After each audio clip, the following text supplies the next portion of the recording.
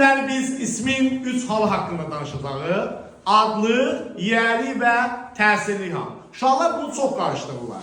Adlı, yiyəli və təsirli bir-birindən ayırt etməli yolları bunlar olacaq dostlar. Əgər söz, yəni bizim istədiyimiz söz, əgər o sözü ilə əvəz olunursa, həmin söz olacaqdır adlı hal. Yazdım bura adlı. Əgər söz onun sözü ilə əvəz olunursa, olacaq yiyəlik. Əgər söz onun sözü ilə əvəz olunursa, olacaq təsirli. İndi, bax burada yol sözünü götürürük dostlar. Yol sözünə baxırıq. Məsələn, yolu təmirlidir. Yolu təmirlidir cümləsində,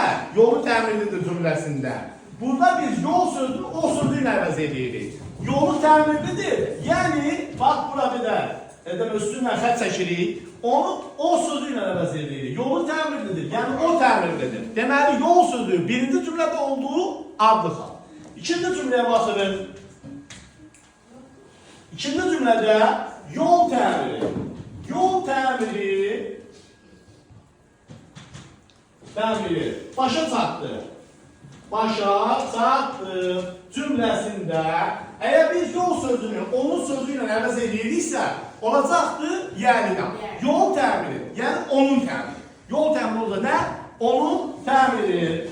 Onun sözü ilə əvəz edirik. Buna yazılır onun. Deməli, o bir yiyəlidən. Üçüncü cümləyə baxırıq. Yol çəkirlər cümləsində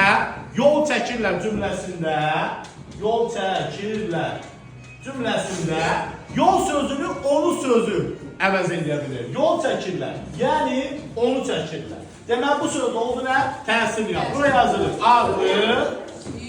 adlı. İkinci söz olacaq yiyəli, üçüncü söz olacaq təsirli.